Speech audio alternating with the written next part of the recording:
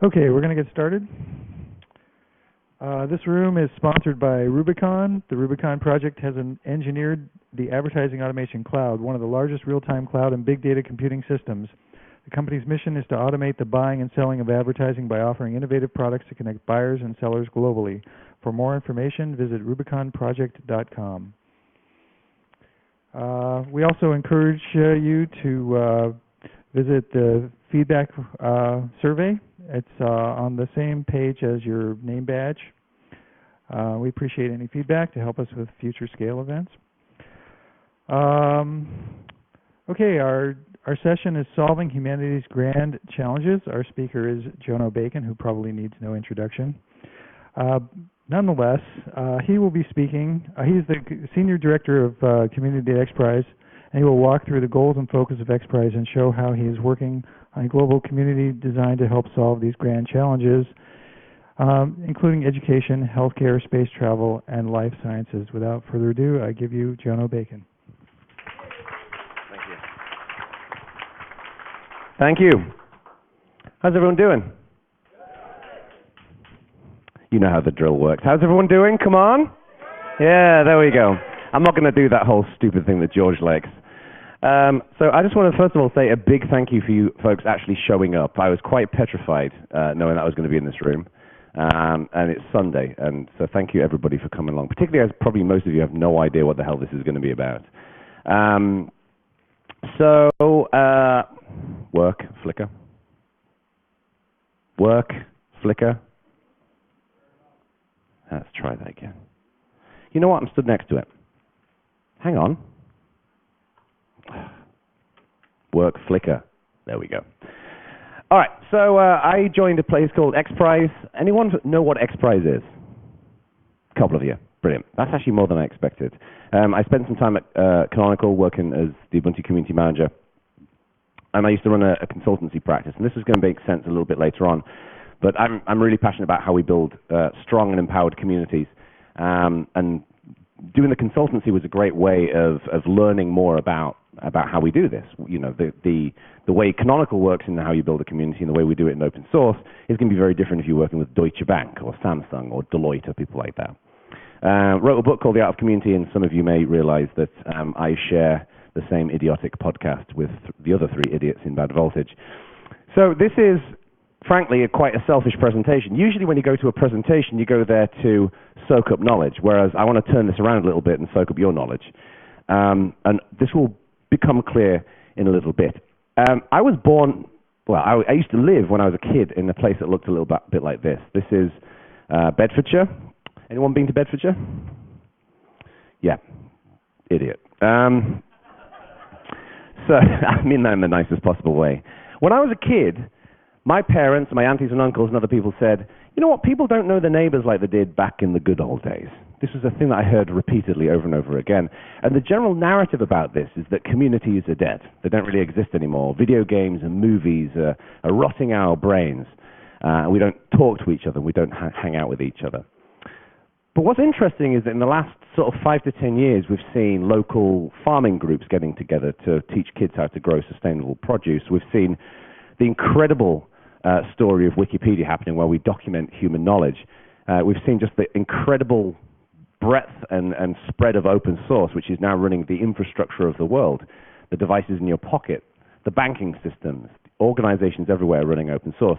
And then, of course, we've seen the maker revolution that's happening now with 3D printing and with drones and all kinds of things as well. But these communities also have formed in other areas, such as profound political change, like the Arab Spring, and obviously the Charlie Hebdo shootings as well. We saw some rallies and some togetherness there as well. So this, to me, has begged the question, why? Why do we do this? Why do we get together in groups to further a mission, to further a cause? And as I said earlier on, I'm passionate about how communities work. I don't just want to learn how to build a good community for whoever I work for or for the podcast that I'm on. I want to try and understand how communities can work in lots of different areas. So I looked over history a little bit, and of course you can see all these different revolutions that have happened over the years. The transportation revolution, which helped us to ship things around the world, the industrial revolution, which helped us to make things en masse, of course the computing revolution, which put a computer in every pocket, in every office, we connected those computers together with the internet, and then 3D printing most recently is democratizing manufacturing. It's incredible. And what's interesting is that all these revolutions are connected.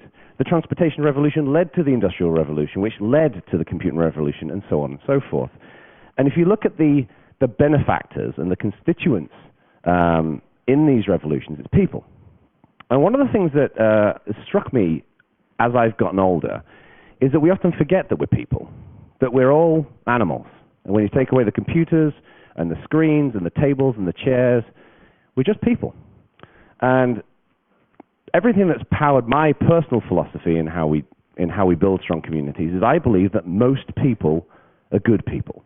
I think most of us generally want to have a positive impact out there. And if we look at people, if we put good people together with other good people, we invariably make a better planet. There was a really interesting study done recently, a book actually was published, where they put a bunch of liberals together in a room with a bunch of liberals, and they became more liberal. And they did the same thing with conservative people, and they became more conservative. So therefore, conceivably, if you put really good people in a room with really good people, you get great people. That's the reason why we should build communities all over the world. Okay? So I believe the way in which we make a better planet is to build great communities. And that's what I've devoted my peanut-sized brain to. I think if you also look at people at the most basic level, is that all of us want to live a life of dignity. Okay? Everyone in the world, everyone in this room, everyone outside of this room, we all want to live a life of dignity. But to live a life of dignity, we need to feel a sense of self-worth. And to feel that sense of self-worth, we feel like we need to be able to contribute.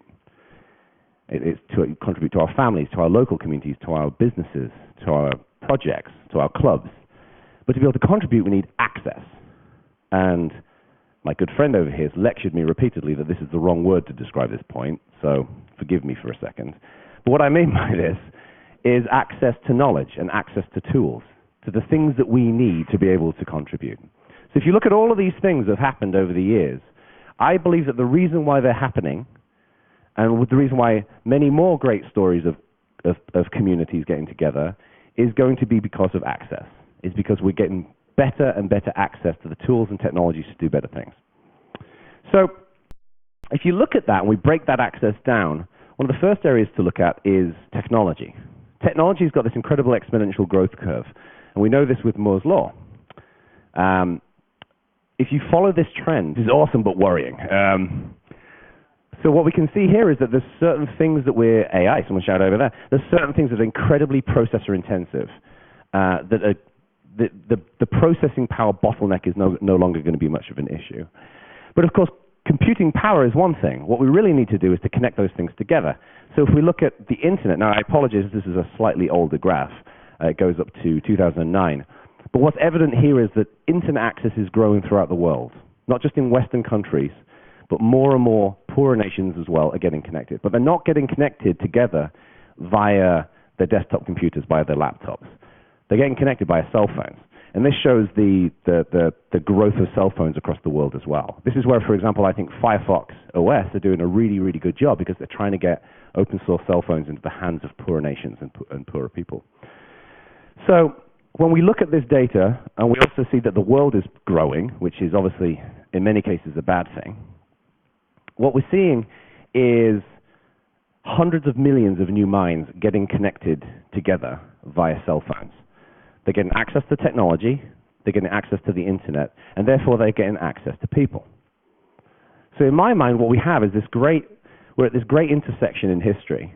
And you know, one of the things I was chatting to a friend of mine the other night, downstairs in the bar, and we were saying that we felt so lucky that we were born when we were born because we've got to see this story unfold. Like when I was a kid, computing existed, but it was really inaccessible. Not many people had computers. It was only when I got into my teens that they became kind of more accessible to people. And we're seeing this unfolding before our eyes. 3D printing in 50 years is going to be a whole world different than it is today, for example. So we're at this point where people are really getting connected, where we can do things. I mean, even bad voltage. The four of us live in completely different parts of the world. We'd never met in the same room until at scale. So we're at this fantastic time. But what happens when we look at connected people, when we look at the principles of how connected people think and work together? And my view is that all connected people want to have a sense of purpose, is that whenever you join a community, all of you folks in here are in some form of community, and you want to have a sense of purpose within that community. And when you have that sense of purpose, you feel empowered.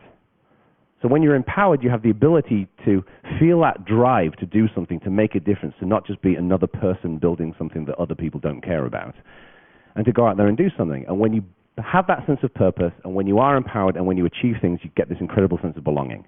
And the thing that I've been rambling at now for about 5 years at scale is that this is the most important thing we have to do when building communities, is that when you feel like you belong, when you feel like you're part of something, the world is your oyster, and you'll stick around for as long as you can. The most expensive thing in any community is what I call drive-by computers. It's drive-by contributors. It's people who show up for a couple of weeks. They go pedal to the metal and contribute, do loads of amazing work, and then they get distracted and leave. What we want is people sticking around for 5 years or 10 years, for example, and it's when they have that sense of belonging. Now, I believe I'm a very simple person, as most of you will know, and I believe there's two types of communities out there. I call them read and write. So read communities, these are like clubs. They're people who get together because of a shared interest. So they may be fans of Lord of the Rings or Taylor Swift, or pick whatever you want. But they're people who get together because they're interested in something. They don't generally create the thing that brings them together. They don't contribute to Taylor Swift's music, for example. And if you look at communities that are read, a lot of these are, for example, social media. So if you look at Twitter, we've seen this incredible growth happening on Twitter. And if you look at Facebook as well, we've seen incredible growth there. I was a little afraid to type in Google Plus to see what that growth is like. I don't think Google publishes that graph, which is it's a shame because I love Google Plus. Anyone use Google Plus in here? Isn't it awesome? But all of your friends who are not technical think you're weird, right, for using Google Plus. Same here. All right. So if we look at right communities, these are communities who get together to build something collaboratively, the thing that brings them together they can actually have an input on. And open source is obviously a brilliant example of that. But if you look at Wikipedia, we can see that we've seen fantastic contributor growth there. OpenStreetMap, which is kind of open source Google Maps, fantastic growth.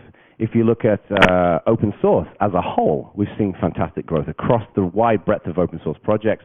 And then if you look at 3D printing as well, people working together to create shapes that they can print out on their 3D printers, massive growth as well. So the conclusion that I came to when I started thinking about this is that technology is growing. We can see that with Moore's law. Access to tools and knowledge via the internet and low-cost devices and things like that is growing, but also communities are growing as well.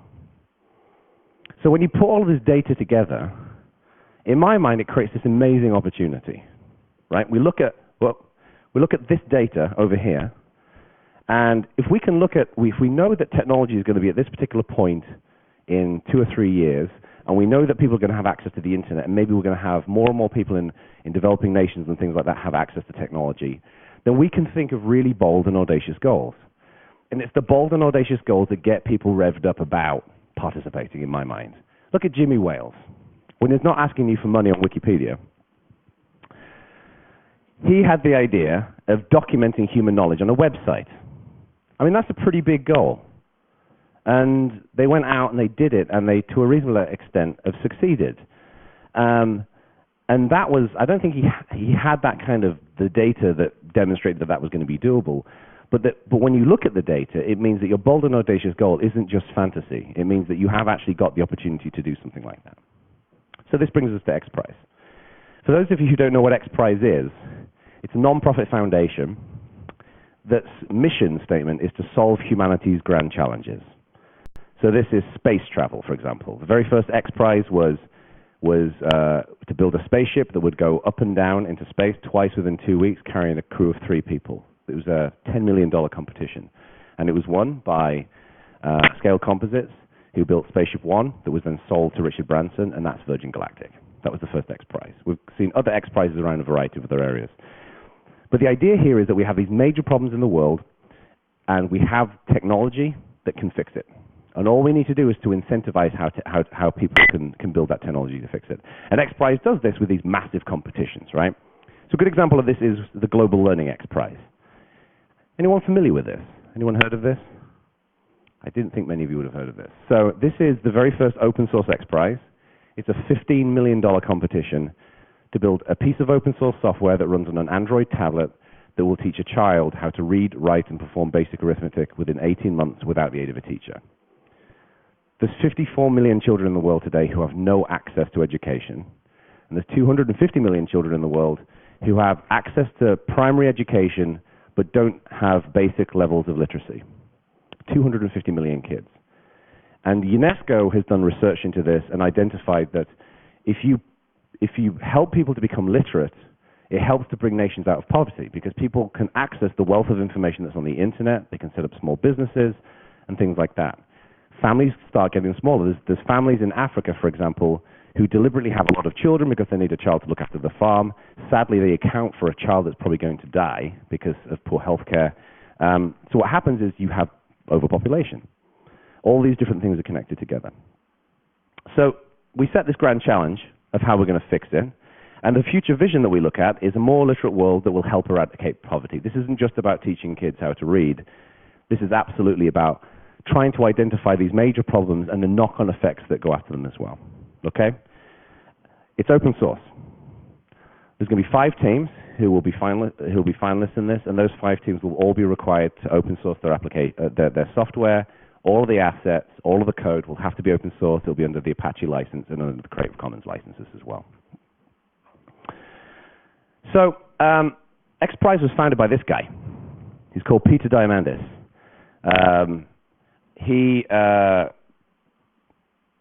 I just want to set the record straight. A few people have commented to me since I joined Xprize that I seem to only want to work for crazy space-related millionaires.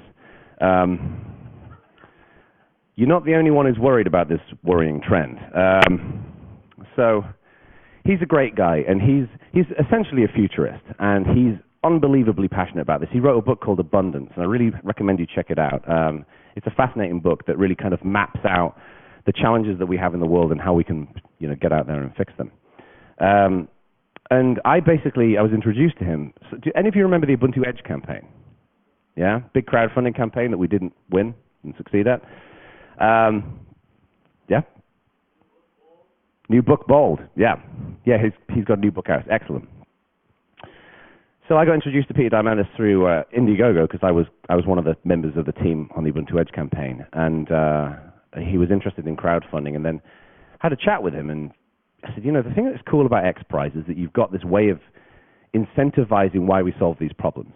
The reason why these competitions are $10 and $15 million, I mean, the Google Lunar, for example, is an Xprize to get back to the moon, is a $30 million competition, and it's in the final stages. I said to him, that's great, but these Xprizes are 3 to 5 years long. You're going to have a small number of people who are going to actually want to participate in that. They're going to have the time and the energy and be able to raise the capital to participate in an Xprize like that. So in reality, you're not going to be able to really tap into the talent in the world. And coming from the open source community, we're surrounded by that talent. So to me, it's like, why don't you build a community around solving the major problems in the world? And he said, that's a great idea. You should come and do that for me. Which I didn't really want to do, if I'm being honest with you, because I was quite happy at Canonical. But then I started thinking about, this is a great opportunity to kind of learn how to build communities in different ways. So I set myself the mission statement of, I want Xprize to be the way in which anyone with passion and talent can have a practical effect in changing the world. In my mind, anyone can wake up in the morning and say, I want to eradicate illiteracy, and I want to improve space travel, and I want to help cure Alzheimer's. Anyone can wake up with great intentions. But how do we actually practically connect people with skills and with talents? The thing that's amazing about open source is that we can practically connect people. You see a cool project, it needs help, we can find the people who can help that out, right? So it's got to be practical, and that's the goal of the work that's going on here. Now, I spent nearly 8 years at Canonical, and it was an amazing experience being there and learning how to work on an open source community and how to build an open source community. And I knew that going from Canonical to Xprize was going to be different, and it was going to be a challenge, and it was going to get me out of my comfort zone. And frankly, it was a conscious decision to get me out of my comfort zone, because I don't believe that you can be anywhere for 8 years and not start getting a bit lazy. So I knew that it was going to be in a bit of an uphill struggle, and that's the reason why I said at the beginning of this presentation, this is a selfish presentation, okay? So I left Canonical and joined Xprize, and realize this is going to be kind of here be dragons territory, okay? Go back. That this is a completely different world. And my thinking was the best way in which I can kind of get ahead and do a reasonable job and learn how to build a community that I'm not aware of any community that's doing this, that is trying to provide kind of a connection point, an on-ramp to how you make the world as a whole a better planet, okay? And that's going to span off in lots of different areas. How do you make the world a better place in terms of ocean health and acidification? How do you contribute towards curing diseases and things like that? How do we, for example, pull medical data out of medical institutions, put it into the cloud, provide a good set of tools so armchair scientists can contribute towards curing cancer, to curing Alzheimer's and things like that? We have the cloud, we have the technology, we just need to build the tools and connect the right people to it, right? It's all doable. So in my mind, I know that it's possible, and the goal is over there where that speaker is. I just have no real idea of what the path is going to be. So I started looking into various organizations and looking at open source, of course, Wikipedia, interesting organizations like Local Motors and how GitHub works, and just trying to go into this with, I'm not going to try and assume that I have all the answers here. And one of the most prevalent elements here, of course, is open source. We live and breathe open source every single day. So I was primarily using that as my reference point of how do we go out there and build this community. In doing so, I realized that there's a lot of layers to that particular onion. And this is where I find it quite interesting, is that if you look at any open source organization, when I was at Canonical, there was just a set of known elements and assumptions and standard procedures that are just inherently collaborative and inherently community-orientated.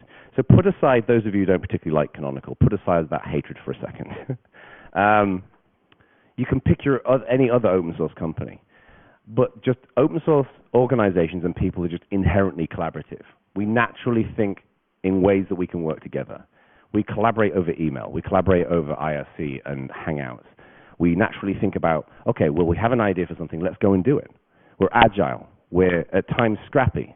But it's very much proactive. It's not reactive. And one of the things that was interesting about going to Xprize is that that's an environment where that culture doesn't really exist.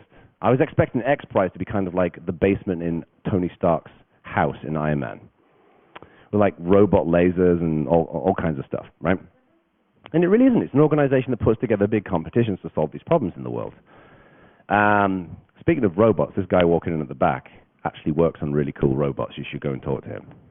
So, but yeah, there's all of these. So I came into Xprize and realized there is a lot that we take for granted in this world. And some of you who don't work in the open source industry will know this, because you'll come to scale and you'll see all of this, and it's abundantly clear. So I realized that in infusing this new community with the principles and the guidelines of how open source works, there's kind of two layers. We need to kind of get out there why community is interesting, why, and to demonstrate the point of it. Like if I go to any open source conference, if I go to any technology conference, we all know that this stuff works. We all know that open source works and that the people are doing great things with it. But that's the first layer that I realized I'm going to have to work on. And it took me a long time, frankly, because I'm an idiot, to realize that. But then the second layer is to produce like all of these different on-ramps of, okay, how do we actually do this? And, again, I've realized I don't have all the answers. I don't want to go into this with all of the answers. So what I'm here to do is I'm going to get through this as quickly as I can. And I'd love to hear your feedback and ideas. Because I want to make sure that as we build this new community out, that it's not just something that some balding English guy tells us how to do it, okay? It's like there's this amazing book. Have any of you read a book called The 7 Habits of Highly Effective People? Shut up, by the way, because I keep telling him to read it. I thought this was going to be like those really annoying marketing people who blather on about get-rich-quick schemes and all that kind of stuff. I thought it was going to be like that. A friend of mine recommended that I read it, and it really isn't. It's a book that teaches you like the basic principles that make people good human beings and how to harness that in different ways. It was really, really helpful. And one of the things that he talks about in that book is if you're going to build anything new, a company, an organization, a community, a family, you can't just have the people at the top who are in charge make the decisions and then just push it down to the ranks. You can do that, but it won't work as well. So if you're crafting your mission statement or your values or all of those different pieces, you want to kind of work together with people. And then it feels like everybody feeds into that process. And I've wanted to do that from day one with Xprize, is how do we work together? How do we define our community mission statement? How do we define our values and things like that? So I'd really like to invite your input when I'm done with this and you know, before I leave and things like that, and over email and everything else, for you to come and help shape this as well. Because I wasn't kidding when I said I was being selfish. I need your help.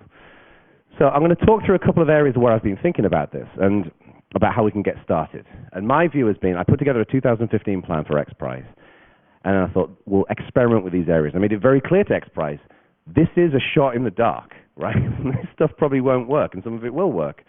You know, there's a kind of an ancient management philosophy of the idea that you have in your head, you will get there. It just won't really be what you expect it to be when you get there. It'll be quite different. And that's my viewpoint with this. So we have this Xprize, the global learning Xprize that's open source. The first thing I thought was cooperation, right? Is that we see this a lot in open source. Look at OpenStack. Loads of big companies who compete with each other, collaborating around the pieces that they all need. The kernel is another good example of that. So this seems logical, but what we do, for example, is we have a bunch of teams who compete in this Xprize. Let's say there's 3 teams here, A, B, and C. And then what we do is we identify what are the common pieces that these teams are going to want to work on. Maybe it's a storytelling platform, or maybe it's voice recognition. Big voice recognition systems are primarily proprietary. And kids who can't read are probably going to interact with these tablets via voice recognition, for example. Maybe we can build a speech corpus. But we identify these pieces and we put together an open source set of components. We set up GitHub repositories for each of them, and we get people involved. This now means that outside of the teams, other developers who are not involved in the Xprize teams can come and participate as well. So if you don't have the time to devote to for a full Xprize team, you've got a way in which you can put your stamp in making the planet a better place, okay? Then what happens is these 3 teams put their solutions forward. Let's say this one down here, Team B, wins. And then at this point, when this is open sourced fully, we now have a project in which not just the team that won it can contribute, but also other people and external developers can contribute to it as well. And because one of the things I said to Xprize when I joined was, you can't just take a big chunk of code that's been proprietary and then dump it on the internet. It's going to rot on the vine, right? You've got to have a developer community that wraps around it. So in my mind, this is how we can explore those ways of doing things. But the other thing is, as I said earlier on, Xprize is cool because we have these reasons to solve these major challenges. And one of the things that's fascinating about the incentive model, which I never knew about, you know, one of the first major incentive competitions, and what was the inspiration for Xprize was the first transatlantic flight, the Spirit of St. Louis. That was a $100,000 competition put up by a rich hotelier who was ultimately won. I think it was about $300,000 of R&D went into it, but you only pay the winner. And what it did is that all the people who invested the time and the energy and the expense into it, they then end up with essentially startup companies. So it acts almost like a bit of an incubator. And this is the same thing here, $15 million competition, but the top 5 teams, I'm almost certain, are all going to have organizations that are going to be building products around this as well, but it's all based upon an open source platform. So now at that point, we have an open source code base that's teaching children how to read and write and count that can live on many years after the end of the Xprize. However, we want more people involved, and this is where I've been kind of trying to think, how do we broaden this out? How do we get more people fixing our planet? Because every one of us can do something. So this is my idea, and this is, again, I'd love your input on this fairly soon. The way I look at it is this. You've got these big problems up here, grand challenges. This is, our oceans are disgusting in certain parts of the world. The river Ganges, for example, a lot of people, they drink from it, they bathe in it, their loved ones, when they pass away, go into the river Ganges. We should try and clean that. That's just one example of a challenge. There's all of these major things. There is space travel, and there's life sciences, and all these different pieces. And then down here, we've got innovators and technologists. Now, in my mind, there's a difference between those 2 words. I think innovators are people who have really good ideas for technology, but they don't really have the chops themselves to do it. So a lot of founders of startup companies are like that. They have huge vision, but they need a really good team to be able to execute it. And then technologists is a kind of a broad term for developers and translators and docs writers and all people who've got a skill, a very practical vocational skill that they can contribute, okay? A lot of technologists actually need the innovators to kind of set the path moving forward. Xprize sits in the middle of all this.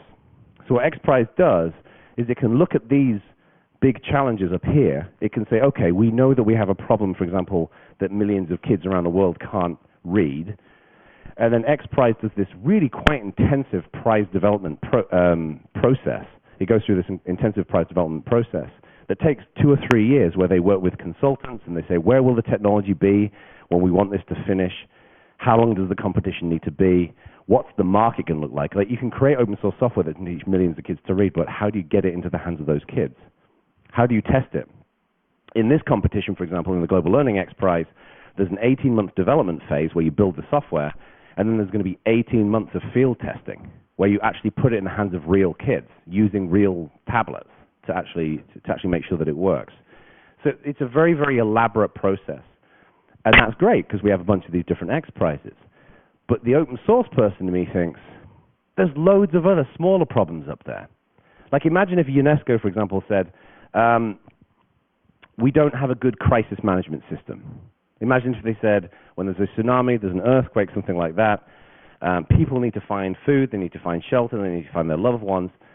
But we don't have a good platform that's going to be available via cell phones because that's how people are getting connected and things like that. What about maybe a mesh network of people that can get connected to each other in that situation?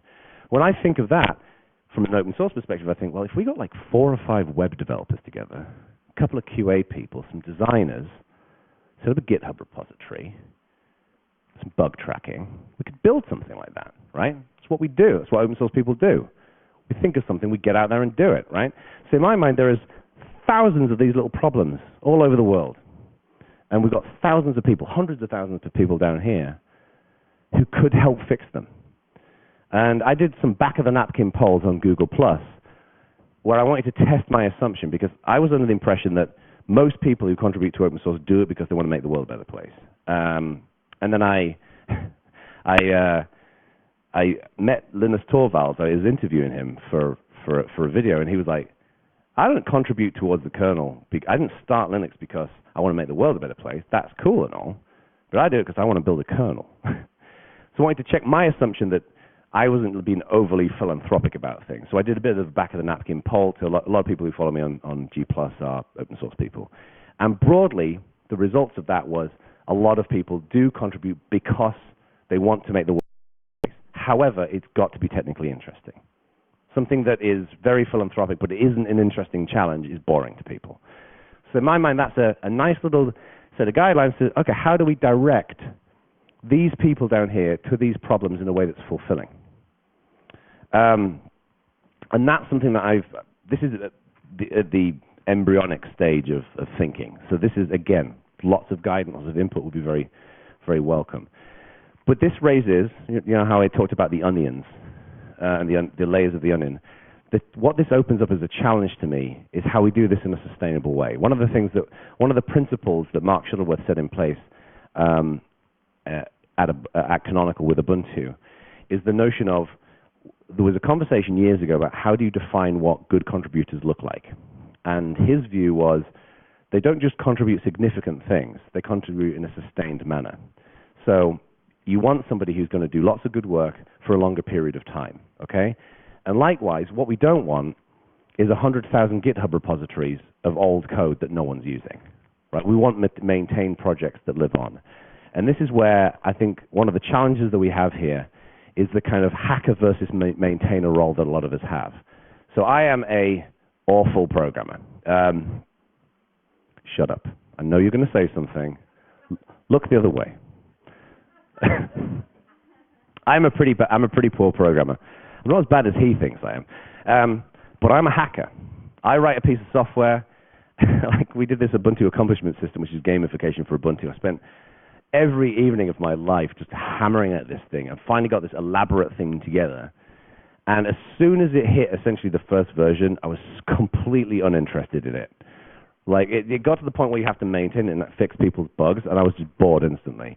But then you have other people who maintain stable branches who actually like building a really rigorous, solid piece of software. And I think we have two mindsets in the open source world, largely. And we want we want to inspire the hackers to come out there and innovate to solve these things in the world, but then we also want them to be in a maintainable way. So there's lots of ideas I had around about this, things like, you know, hackathons. Hackathons are great for getting people together, getting developers to hang out and talk with each other. But how do we take the output of that hackathon and transition that into a maintainable project? Because a lot of hackathons are great for people getting together, but they produce toys at the end of it. So these are the kind of thinking that some of the thinking I've been having. But again, I don't have all the answers. But I think that we do as a community. So for those of you who leave today, I'd like to encourage you to go to forum.xprize.org, which is our online community forum that we set up a little while back. And like, this is the ground floor of a new community, so like lots of the pieces are not quite in there yet. We don't have the community.xprize.org website up yet, for example. We're just starting out. But this is a place where I'd love to hear your feedback and ideas and perspectives on this.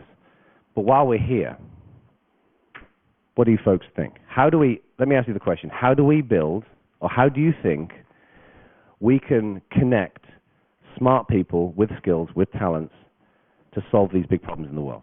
Any ideas? Thoughts? They can be as small or as large as you like. Several years ago, a gentleman named Nicholas Negroponte had a crazy idea of making a $100 laptop.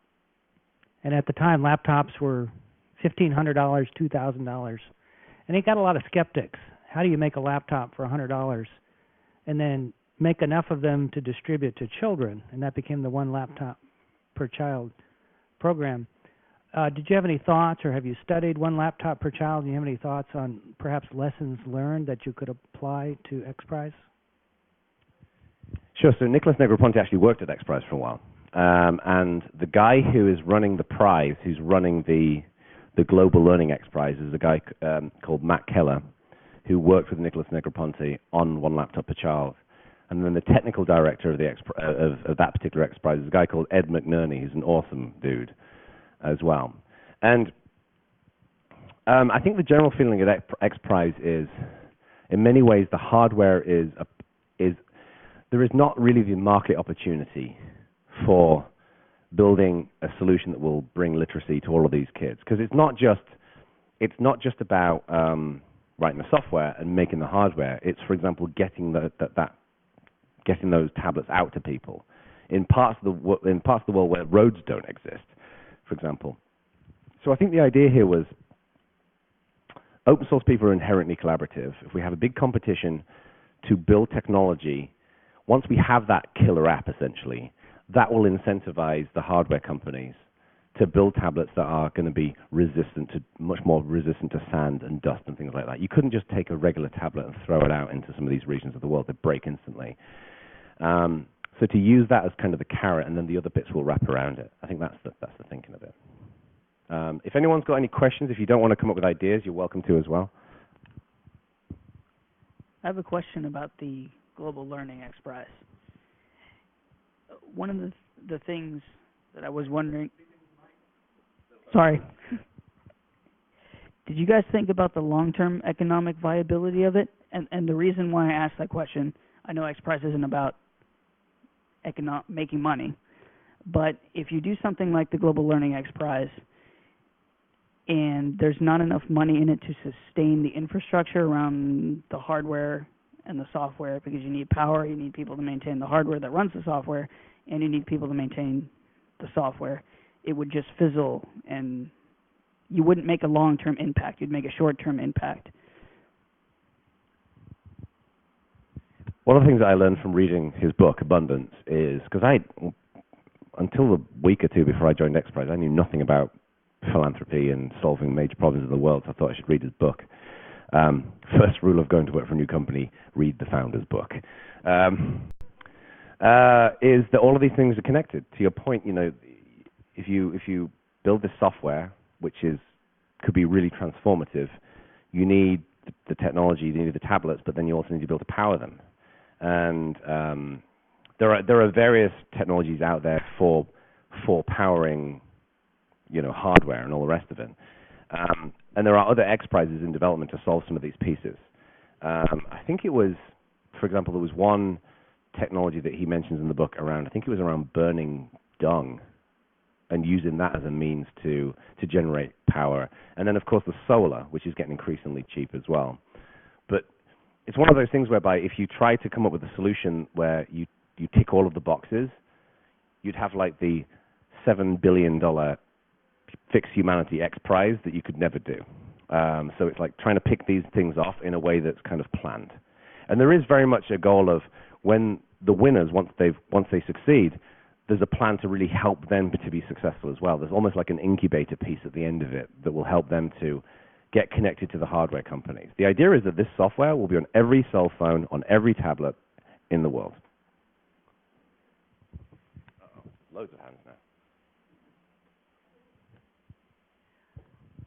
So this is kind of thoughts and question, but have you looked at doing sort of regional collaborations and reaching out to maybe like universities and other nonprofits that might be similar-minded and maybe bringing these together in? I mean, the hackathon concept is really awesome, but like you said, there's a lot of output for that day or two, but nothing comes out after. But maybe if these groups, like a university brings in their group and has a team, and whoever comes out of that gets a mentor, that one kind of keeps them accountable to continuing it, but also helps them with the development, because then it's they're learning, they're producing something, and they're also helping the community in one way. Because we'll have a lot of that stuff here in Los Angeles, like civic hackathons. There's one next weekend that is around building socially minded mobile apps, but I think after that weekend, it's just keeping it going. So maybe linking them in, having a mentor or someone from Xprize to help continue that.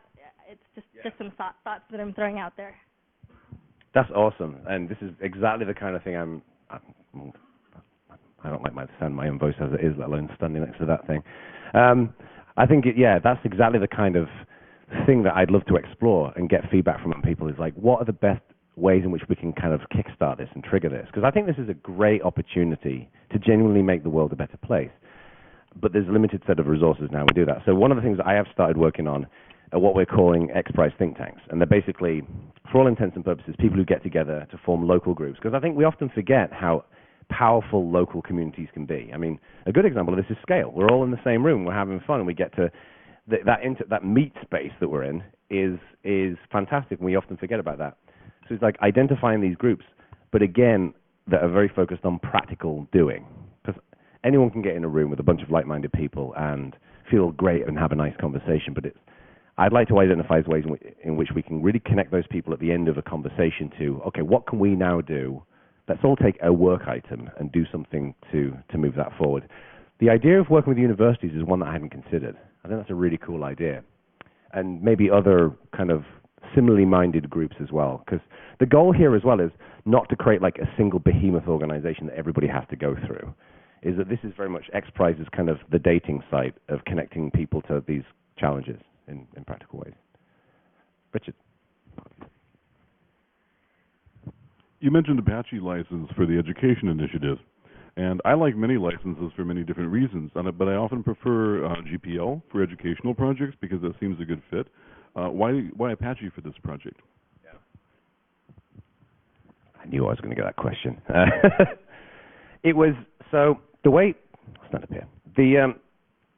The way in which these Xprizes work is when an Xprize is announced, there is a document called the prize guidelines, and then basically it's like, this is the way we think it should work, and then there is a 6-month period where people can have a request for comment, and people can say, oh, we should do it this way, should do it that way. And there's been some questions about the choice of license for the Global Learning Xprize.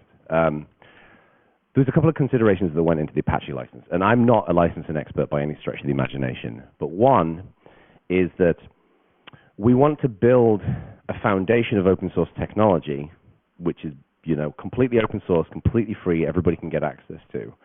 But we also want to entertain the idea that people could build other things that sit on top of it that might not be open source. Because then what you do is you can create an ecosystem.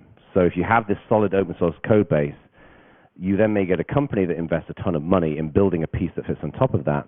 And then hardware manufacturers and other people can choose to ship that or not ship that. But it's the quality of the output is the consideration.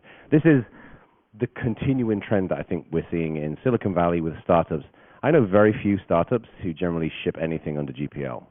And I'm a GPL guy. Like, GPL is where my heart is because I want it to be inherently open in all possible situations. So the Apache license that we felt was kind of like a good compromise where you require the code in that particular, in that foundational open source technology to be open, but then you can have these pieces that could sit on top of it. The other benefit of the Apache license is it's very well understood. We absolutely did not want to make our own, the Xprize public license. But then the other thing is that there's an auto granting of patents as well.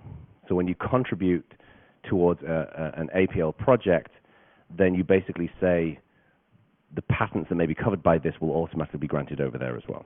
So that was the choice, although it is not a fixed decision. So if anybody's got feedback about whether we should be using something else, someone actually suggested to me a few weeks ago when I talked about this, you should check out the Eclipse public license, because there are some elements of the APL that are not perfect. No license is perfect, but he was of the view that the Eclipse public license might be a good alternative.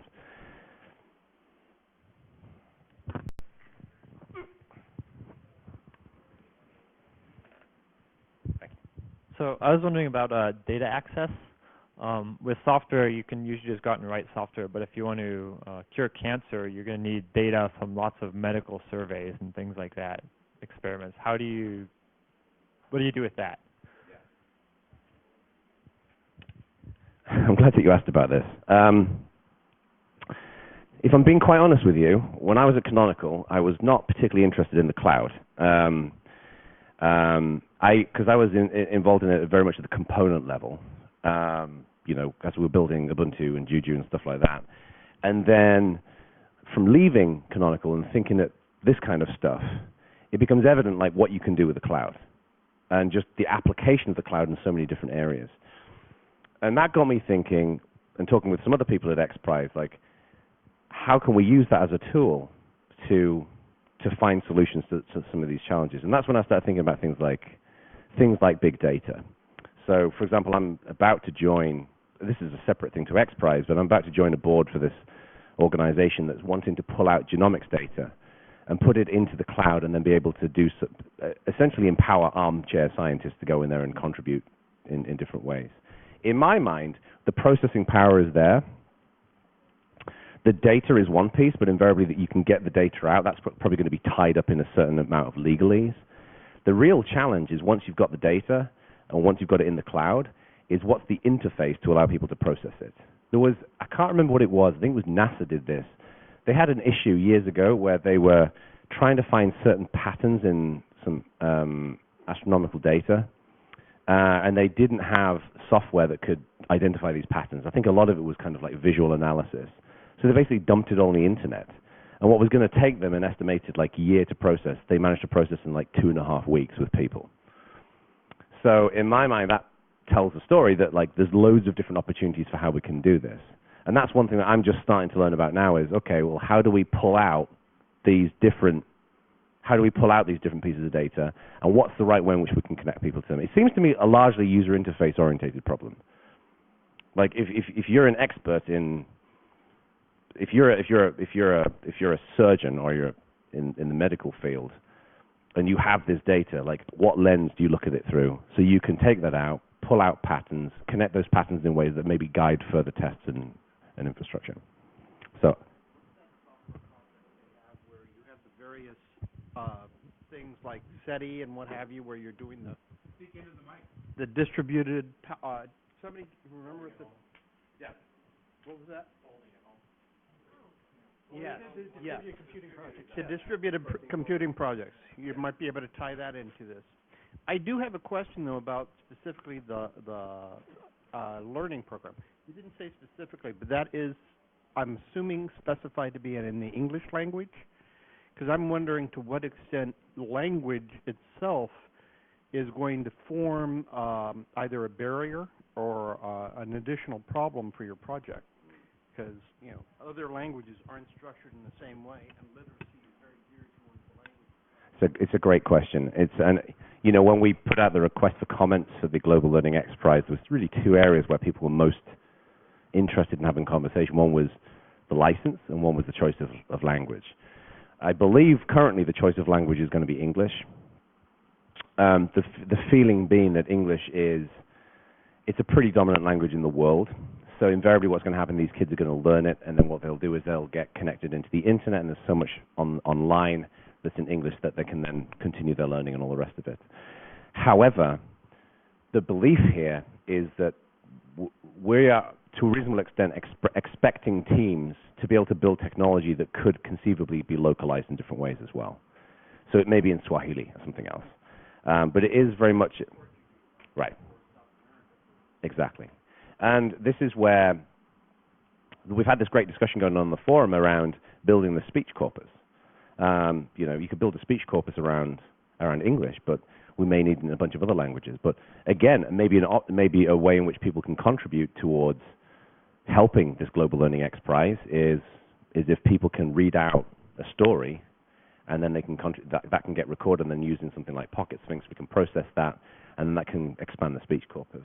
But the language issue, it is a problem. I think in a perfect world, this would work in all languages, because one of the key pieces of feedback that we've had is, you know, what about, you know, this is particularly in America, is what about American children? There's a lot of kids in America who are illiterate.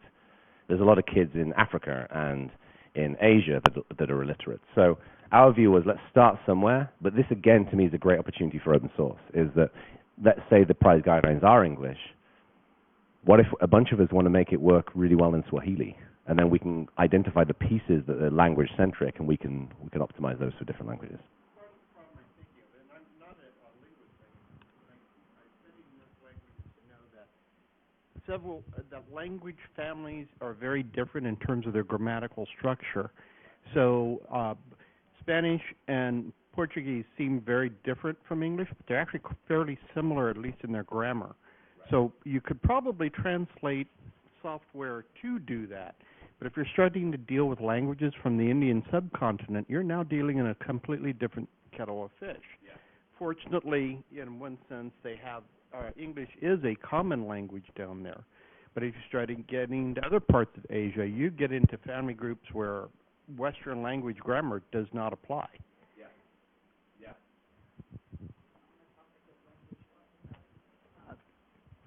Language is also heavily influenced by culture. Do you feel that having it in English would sort of force the English culture? You know what? That's a great question, and I don't really have a good answer to that. I don't know. Yeah, I mean, I think the view that we have is this is a starting point, and it gives a good framework for a starting point. The thing that I'm excited about is that in 5 years, when this prize finishes, we will have a piece of open source software that will be fueling literacy in the world, which I think is awesome. And I think we can all play a role in doing that.